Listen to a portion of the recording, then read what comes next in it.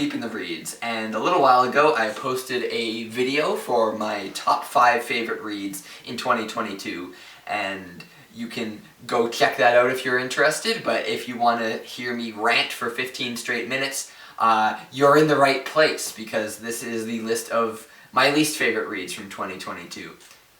And I have to level with you guys. 2022 was not the best year for me in terms of what I read. Straight out of the gate, the first 2 books I read both got 1 star each for me. And I also managed to finally read a bunch of books that I'd been wanting to read for years. And this year was full of disappointment because I came away from a lot of those books not liking them much at all. We're going to talk about some of those disappointments here today. And 4 out of 5 of the books on this list are considered classics, so I'm sure some people are going to hate me by the end of this, but it's okay, we're going to get through it together. So without further ado, let's count up to my worst books of 2022. Number 5, Metamorphoses by Ovid. Early into last year, I put up a video that was called TBR 2022, and I talked about the things I wanted to read about, and ancient Rome was one of them, but I specifically wanted to read works that were by ancient writers, because I had already experienced and really enjoyed some great podcasts and books on ancient Rome, so I figured going straight to the source was kind of the logical next step. And I had already read the Aeneid by Virgil, and I really enjoyed it, so I figured it was a safe bet to continue in that vein. I read 3 ancient works from Rome, and unfortunately I didn't enjoy any of them. And the first one that I tried was Ovid's Metamorphoses, which is an epic poem in 12 parts that basically is like a tour guide through the mythologies of ancient Rome, specifically focusing on the stories that have to do with transformation. A lot of this was stuff that I was vaguely familiar with, but I clearly did not have the right level of familiarity because I was lost so fast. And a lot of that is because of the way that the book is structured. It's kind of like this stream of consciousness, sort of Russian nesting doll format, where you'll be in one story and then it'll kind of zoom in on something that's happening in the background, and then that'll be a new story, and then it'll do that again and again and again, and before you know it, you can barely remember your own name, let alone what the hell is happening in the narrative. So every once in a while a story would come up that I'd be familiar with, like I really enjoyed the section on Narcissus and Echo, or Perseus fighting the Medusa, or the many creations of Daedalus, for example. But between those like sort of landmarks that I could sink my teeth into, it just felt like a white noise of Roman mythology soup, and I didn't know up from down, I didn't know what was going on. It was a difficult book, like what can I say? And it's weird because I often hear people saying that Ovid is a great place to start when you're trying to read ancient Roman writing, and I just didn't see it at all. You know, there were some things I liked, but at the end of the day I found it a struggle. So maybe I'll return to it later with a different translation. Maybe I'll return knowing a little bit more so I can understand the ways that Ovid was trying to subvert these old fairy tales and sort of pick up on the satire aspect of it. But for now, I came at like a 4 out of 10 on this one. Yeah. Number 4, The Early History of Rome by Livy. I promise this is the last book about ancient Rome I'm gonna do. Unfortunately, just like Metamorphoses, I feel so bad having to include this on the list because I wanted to love it so bad. But yeah, it was like, it gave a new meaning to the word slog, okay? Like, to explain, Livy was a guy living and writing around the 20s BCE, and he set out to write the entire history of Rome, so like 700 years up until his own time. And he wrote 142 books on the subject, only 35 of which survive to our own day. The early history of Rome, which contains the first 5 books of Livy, deals with Rome from its mythological founding up to the expulsion of the Gauls about like 200 years later or so. So to start off, I loved book 1 and parts of book 2. the mythological founding, the expulsion of the Tarquin kings, the shaky first steps of a new republic defending itself against tribes on the outside, and domestic problems at home. And the way that Livy would have this sort of insidious way of inserting his own commentary, like, he clearly has a lot of contempt for the lower classes, and his ideology is very reminiscent of a lot of political reactionaries of our own time, so that was all very interesting. And even some of the early fights were interesting, but the problem is, basically, they're fighting so constantly with these same exact tribes over and over again. And at first, the battles have like a lot of anecdotal stories of daring do and all the adventurous like grandeur that you would expect from like an ancient tale. But then they get, as it goes on, they get so stale and repetitive that Livy doesn't even bother to go into detail. He's just like, oh yeah, they had to fight these guys again, they went and fought them, they won, and then, oh, next week they started fighting the other guys. So, yeah, it just gets deathly repetitive. It's like reading the same page over and over again for 300 pages, basically. So, while there was a lot to love in those early stages, like to the point where if I had only counted the first book, it would have been one of my favorite reads of the year. As you went on, it just became more and more difficult, and I can see why a lot of people recommend not reading the early history of Rome by Livy first. They usually recommend starting with his account of the war against Hannibal, which is a lot more linear and straightforward. So I haven't quite given up on him yet, and I might try the war with Hannibal at some later point, but for now, I found this really difficult and really grueling to get through, and I give it 3 out of 10. Number 3, Dr. Zhivago by Boris Pasternak. This book had so much potential, and it just absolutely wasted all of it. Like, it's set during one of my favorite times in history, the Russian Revolution and the Russian Civil War. It's incredibly turbulent, incredibly violent. You had to pick a side or else you risked facing extreme violence from one side or the other. And this book had to be smuggled out of the Soviet Union when it was written in the 50s because it was critical of the Russian Revolution.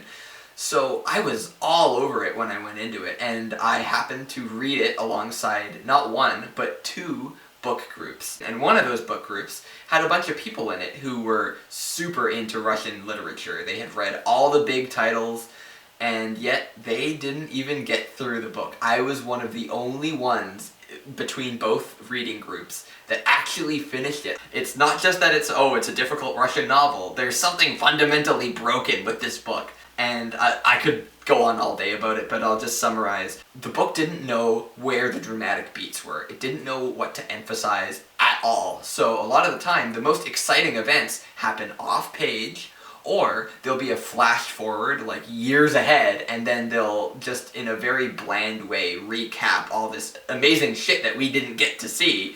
And the other thing is, this book is written in a series of very short vignettes. Like, every scene lasts like 1 to 3 pages max before you're ripped away and put with a totally different set of characters that you don't know. There's way too many characters in this book. And Dr. Zhivago is part of a middle-class family, and he's the central character, obviously, and he is the most selfish, entitled, narcissistic prick that I've ever been expected to care about in a book. Like, I understand having books about characters that are bad people. A lot of my favorite novels are like that. But in this book, you're expected to care about Zhivago very clearly, but you're never put inside of his head. So every time he makes an unethical decision, you don't understand why he's doing it. You're just like, what are you doing, dude? Why? And there's also this really weird problem with dramatic beats in this book. They're completely misplaced every time, where you're like, this shouldn't be happening here. It has no tension or stakes because it's happening here. It should have been happening over here so that it meant more to the story. And Pasternak has a way of delivering everything in an extremely bland way, and I had 2 translations, and I was like cross-checking them, but no, it's just dry. It's just, he makes one of the most exciting, turbulent periods in recent history completely boring, to the point where he undermines his own goals of exposing the brutality of the Russian Revolution by making it all seem very mundane compared to what the reality was. This book was a complete, absolute disappointment, waste of my time, bullshit, 3 out of 10, oh my gosh, the disappointment. Anyway, that's it for that one. Number 2, The Silmarillion by J.R.R. Tolkien. So here we come to The Silmarillion, which I have already done a full-length video review on. But yeah, I gave it 2 out of 10, and just to sort of recap here, The Silmarillion is very clearly an unfinished work, and I feel like it had so much more fleshing out that it needed before it was ready to be a proper novel. Because everything in this book is super sparse. Like, everything that you expect from Tolkien is absent. There's none of the charm, there's none of the atmosphere, none of the descriptions even, and none of the sense of story or direction. Like, a lot of what happens in the Silmarillion is basically repetitions of what happened in Lord of the Rings. There's a power of the gods that is contained within an object, a bunch of people covet the object and want to take it for themselves, and, you know, a big battle ensues, and, you know, evil is defeated at the end of the day, and it goes off to lick its wounds for the next round. And, you know, that might have been Tolkien's way of saying, oh, history repeats itself, or he's pulling from, like, mythological archetypes or whatever. But he takes that to such a literal degree that it almost feels like he's doing it to the point of parody. And while this is happening, everything is delivered in a very tawdry, tedious, boring way, where you're not given any, like, characterizations for any of the names that you read. They're basically names on a page, and that's about it. Like, there are some good sections here, like the section with Ungoliant and the trees, or the Fall of Numenor, for example, but it's few and far between. Most of this just feels like you're reading something akin to a Wikipedia article, or like a dictionary. Like, Tolkien's deep lore is, honestly, it's really interesting. It's just the execution that doesn't work with me. So if you're interested in finding out about the deep lore of Tolkien's world, I would recommend reading the one wiki to rule them all, or go on YouTube and watch some of the videos about it.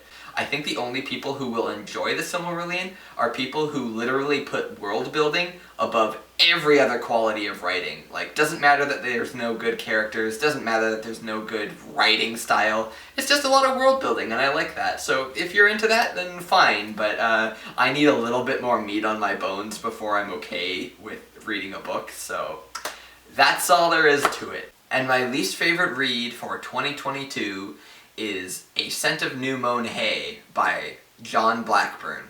When I did my video on my top 6 horror stories, I mentioned how a lot of reprint houses are suddenly revitalizing all of these out-of-print, pulpy horror thriller stories, and I've read and enjoyed a lot of them.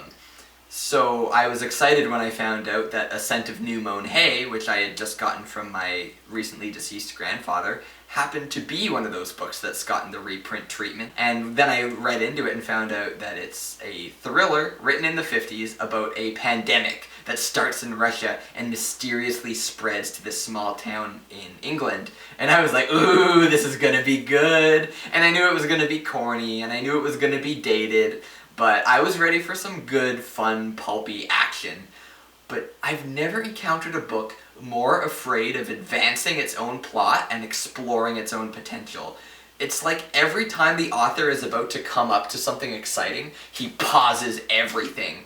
Because the entire book is just exposition dumps. It's just people talking about what little plot has happened so far. Like, the first 3/4 of this novel feel like the first act of a movie, where it's just all set up, and nothing is being paid off at all. And nobody even gets sick. Like, I swear to God, 1 or 2 people get sick and die on screen.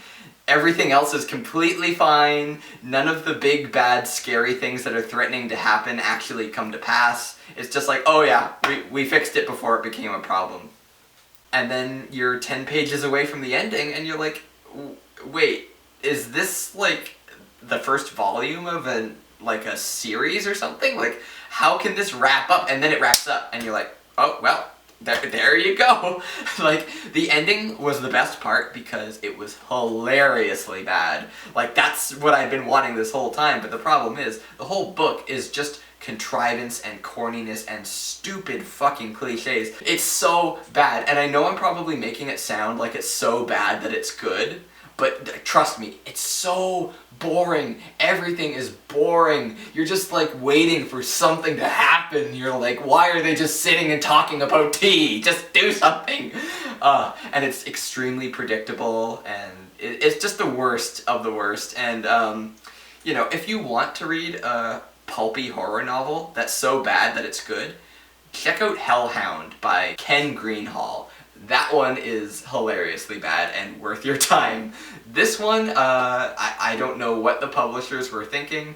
It's not worth your time. I can't see what anyone would get out of it except for like the last 15 pages. Like, yeah, it sounds like it might be cool, but this book is not cool. Yeah. So there you go. There are my 5 worst reads for 2022. I hope you enjoyed my unhinged ravings, and if you want to do your own unhinged raving in the comments below about your own worst reads of 2022, let me know, because I like to hear people hating on things. Yeah, that's the video. But yeah, until next time, I don't know when my next time is, because I'm reading some really long books right now, but I will be back. I will do more videos, so stay tuned.